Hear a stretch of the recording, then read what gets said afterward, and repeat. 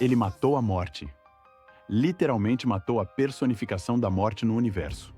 E ainda assim, não é nem de longe o ser mais poderoso que apareceu em Supernatural. O que você está prestes a descobrir vai fazer você repensar tudo sobre essa série. 15 temporadas, 327 episódios. Supernatural não foi apenas uma série sobre dois irmãos caçando monstros. Foi uma jornada épica que escalou do folclore americano até literalmente o criador do universo. Sam e Dean Winchester começaram caçando fantasmas em cidades pequenas, mas terminaram travando batalhas que definiram o destino de toda a criação. E durante essa jornada insana, conhecemos entidades tão poderosas que faziam demônios parecerem inofensivos. Seres que podiam destruir mundos com um pensamento. Criaturas que existiam antes do tempo. Forças que desafiavam a própria lógica da existência. Hoje, nós vamos mergulhar fundo no poder bruto. Vamos classificar os personagens mais absurdamente poderosos que já apareceram em Supernatural. E eu garanto, alguns nomes nessa lista vão te surpreender.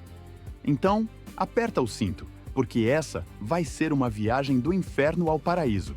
Literalmente. Vamos começar com o anjo caído que iniciou tudo. Lúcifer, o portador da luz, o filho favorito de Deus que se rebelou. E antes que você reclame dele estar só em 10º lugar, deixa eu te explicar. Lúcifer é aterrorizante. Ele destruiu deuses pagãos como se fossem insetos. Matou arcanjos. Criou demônios. Sua simples presença no mundo quase causou o apocalipse. Quando ele possuiu Sam, a realidade ao seu redor literalmente começou a se deteriorar. Ele podia matar com um toque, ler mentes, e tinha força suficiente para enfrentar o arcanjo Miguel em combate. Mas aqui está o problema. Lúcifer, por mais poderoso que fosse, tinha limitações. Ele precisava de um receptáculo. Precisava de permissão para fazer certas coisas. E mais importante, ele podia ser ferido, aprisionado e até morto. Isso o coloca abaixo de entidades que operam em níveis completamente diferentes de existência. Ainda assim, nunca subestime o diabo. Ele não é o primeiro da lista, mas certamente deixou um rastro de destruição que poucos conseguiram igualar. O grande general do céu, o arcanjo mais velho, o guerreiro perfeito de Deus. Miguel é, em teoria, ligeiramente mais poderoso que Lúcifer. Afinal, foi ele quem o derrotou e o jogou na gaiola. Miguel comandou os exércitos celestiais desde o início da criação. Ele tinha autoridade absoluta sobre todos os anjos, exceto Deus. Sua força era lendária mesmo entre os arcanjos. Quando ele finalmente possuiu Adam, sua mera presença fazia o chão tremer.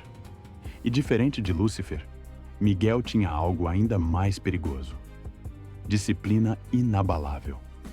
Mas Miguel também tinha uma fraqueza fatal: sua lealdade cega.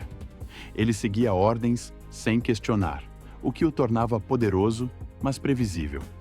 E quando descobriu que tinha sido abandonado por Deus, algo nele quebrou. A versão alternativa de Miguel que vimos mais tarde na série era um monstro traumatizado, mas ainda assim capaz de devastação em massa. O interessante sobre Miguel é que ele representa o poder estruturado. Não é poder caótico como Lúcifer. É poder organizado, militar, implacável. E isso, em muitas situações, pode ser ainda mais assustador. Agora as coisas ficam realmente interessantes.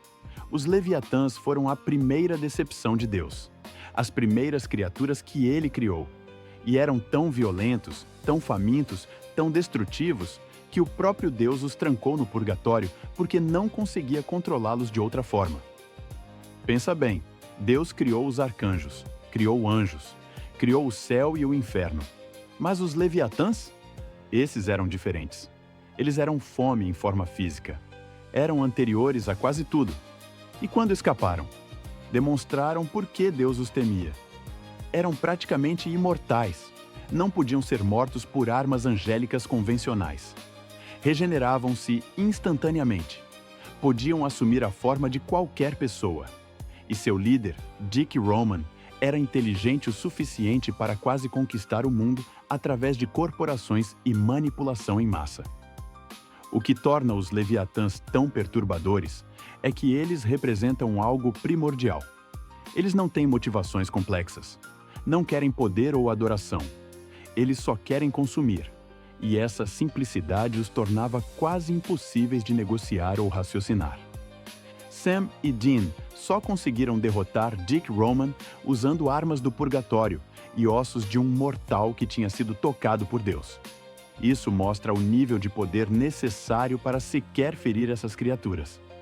Irmã de Deus, a escuridão primordial, a força que existia antes da criação. Amara não é apenas poderosa, ela é a própria definição de poder destrutivo absoluto. Quando Amara foi libertada, o universo começou a morrer, literalmente. Ela consumia almas como se fossem aperitivos. Anjos, mortos com um gesto. Demônios, irrelevantes. Ela matou a morte, sim, a morte, como se não fosse nada. Ela torturou Lúcifer de formas que nem ele, o próprio diabo, conseguia compreender. O mais aterrorizante sobre Amara é que ela não precisa de truques ou estratégias. Ela é pura força. Quando ela decide destruir algo, aquilo deixa de existir. Não vai para o céu, não vai para o inferno. Simplesmente desaparece da existência, é apagado, deletado da realidade. E aqui está o kicker. O próprio Deus não conseguia derrotá-la sozinho. Ele precisou de ajuda de todos os seus arcanjos para aprisioná-la na primeira vez.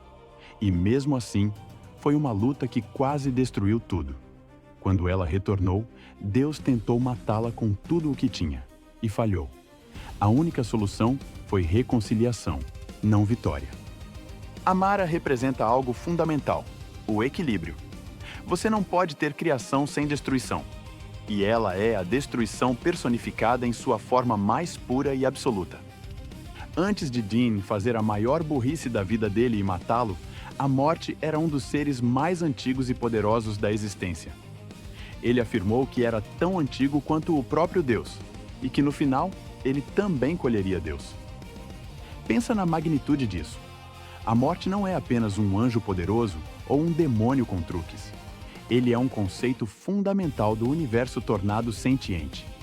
Ele não mata, ele simplesmente está presente quando algo termina. E tudo termina eventualmente. A morte podia apagar qualquer coisa da existência. Ele ofereceu matar Deus para Dean se ele pedisse. Ele criou barreiras que nem arcanjos conseguiam atravessar. Controlava as próprias leis da mortalidade. E o mais impressionante, ele era completamente neutro. Não bem, não mal. Apenas inevitável. Quando Dean o matou usando a foice da morte, não foi porque Dean era mais forte. Foi porque a morte permitiu que aquela arma existisse. E há teorias de que ele sabia exatamente o que ia acontecer, e escolheu permitir para ensinar uma lição cósmica. O substituto da morte, Billy, mais tarde demonstrou que a posição vem com poder quase ilimitado. Ela podia ler o destino, manipular realidades e tinha conhecimento de todos os possíveis futuros. Isso sugere que a morte não é apenas poderosa. Ela existe fora das regras normais do poder. Aqui entramos em território verdadeiramente cósmico. O vazio não é um personagem no sentido tradicional. É a entidade que existe no vazio primordial. O lugar que existia antes de Deus, antes da treva, antes de tudo. O vazio é onde anjos e demônios vão quando morrem. É o vazio absoluto. É o nada. E é consciente.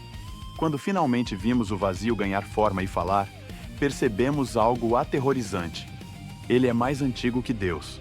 Ele existia quando não havia nada mais. Ele é o nada. O vazio tem poder absoluto em seu próprio domínio. Deus não pode fazer nada lá. A treva não pode fazer nada lá. Lá, o vazio é supremo. Ele ressuscitou Castiel múltiplas vezes. Ele mantém cada anjo e demônio que já morreu, dormindo em paz eterna. E sua única motivação?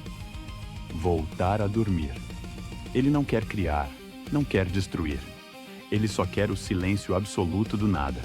E isso o torna imprevisível e extremamente perigoso. Quando Castiel o acordou, ele ficou furioso. E quando o vazio fica furioso, Até Deus precisa ter cuidado.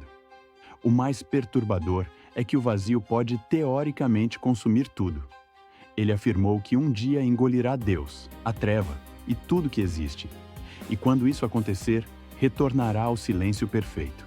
É o fim literal de todas as coisas. O Nefilim, filho de Lúcifer e um humano. Jack Klein começou como uma criança, mas seu potencial era inimaginável. Com sua alma intacta, Jack era possivelmente a criatura mais equilibrada e poderosa que já existiu. Ele vaporizou o arcanjo alternativo Miguel, o mesmo Miguel que estava devastando nosso mundo, com um pensamento. Ele abriu portais entre dimensões, criou universos de bolso, matou anjos e demônios aos montes. E isso era ele ainda aprendendo a controlar seu poder.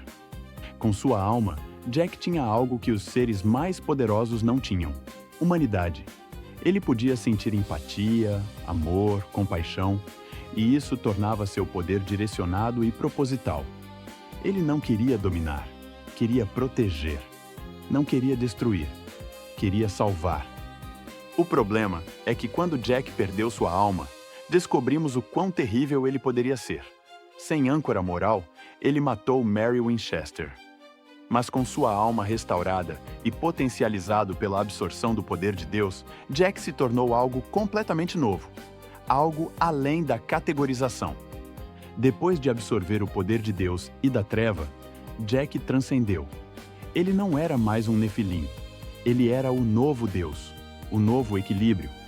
Criação e destruição unificadas em um ser que ainda mantinha sua humanidade central. Como o novo Deus, Jack tinha poder literalmente ilimitado. Ele reconstruiu o céu, reescreveu as regras do universo. Decidiu dar às pessoas livre-arbítrio real, algo que nem o Deus anterior fez completamente. Ele era onipotente, onisciente e onipresente. Mas Jack tinha algo que o diferenciava. Ele cresceu como humano. Ele conhecia dor, perda, amor, amizade.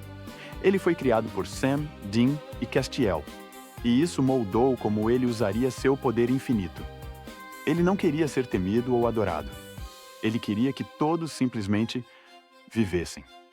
O que coloca Jack em terceiro é justamente sua humanidade. Ele escolhe não exercer seu poder absoluto. Ele se autolimita por escolha. E isso é ao mesmo tempo sua maior força e a razão de estar em terceiro lugar. O escritor, o criador, o todo-poderoso. Chuck Shirley, que se revelou ser o próprio Deus, demonstrou durante a série final que seu poder era muito mais sinistro e absoluto do que imaginávamos. Chuck criou tudo, múltiplos universos, incontáveis linhas do tempo. Ele escreveu a história de cada ser que já existiu. Sam e Dean, apenas seus personagens favoritos em uma narrativa que ele vinha escrevendo desde o início. E quando eles não seguiam o roteiro, ele simplesmente destruía universos inteiros e começava de novo. Durante a batalha final, vimos Chuck apagar pessoas da existência com um estalar de dedos. Ele feriu mortalmente a Treva, sua própria irmã de poder igual. Destruiu outros mundos por capricho. E o mais perturbador, ele fez tudo isso porque estava entediado. Para ele, sofrimento era entretenimento. Tragédia era arte. Mas Chuck tinha uma falha: seu ego. Ele precisava ser adorado. Precisava que seus personagens seguissem seu roteiro. E quando Sam e Dean se rebelaram verdadeiramente, quando encontraram livre-arbítrio real, ele não conseguiu lidar. Seu próprio narcisismo era sua fraqueza. Ainda assim, o poder de Chuck era quase incompreensível. Ele manteve o vazio adormecido. Ele aprisionou sua irmã por éons. Ele criou arcanjos como meros servos. Ele era, para todos os efeitos, Deus com D maiúsculo. Espera, não colocamos a treva em sétimo? Sim, mas deixa eu explicar porque ela é também a número 1. Quando Amara estava enfraquecida, após éons aprisionada, ela já era quase imbatível. Mas pensa no que aconteceria se ela tivesse seu poder completo, sem restrições, sem o aprisionamento que a enfraqueceu. A treva no auge de seu poder, antes de ser aprisionada por Deus e os arcanjos, era a força destrutiva primordial. Ela existia antes da luz, antes do tempo, antes da criação. E no estado natural do universo, ou melhor, do não-universo, ela era suprema. Deus precisou de preparação massiva e ajuda de todos os arcanjos para aprisioná-la. E mesmo assim, não conseguiu matá-la. Porque você não pode matar a escuridão. Você não pode destruir a destruição. Ela é eterna, imortal e absolutamente implacável quando não tem razão para se conter. O que a coloca em primeiro é simples: potencial puro. Se Amara decidisse destruir tudo, sem reconciliação, sem hesitação, nada poderia pará-la. Nem Jack, nem o vazio, nem múltiplos deuses trabalhando juntos. Porque ela representa algo anterior a todas as regras. E aí está, os personagens mais absurdamente poderosos de Supernatural. Uma lista que vai de anjos caídos até forças que precedem a própria existência. Se você gostou desse vídeo, não esquece de deixar aquele like e se inscrever no canal. Tem muito mais conteúdo sobre Supernatural e outras séries incríveis chegando por aqui. Aliás, tá aparecendo na sua tela agora um outro vídeo que eu tenho certeza que você vai amar. Clica ali e continua a maratona. Obrigado por assistir até o final. Nos vemos no próximo vídeo. Até mais, caçadores!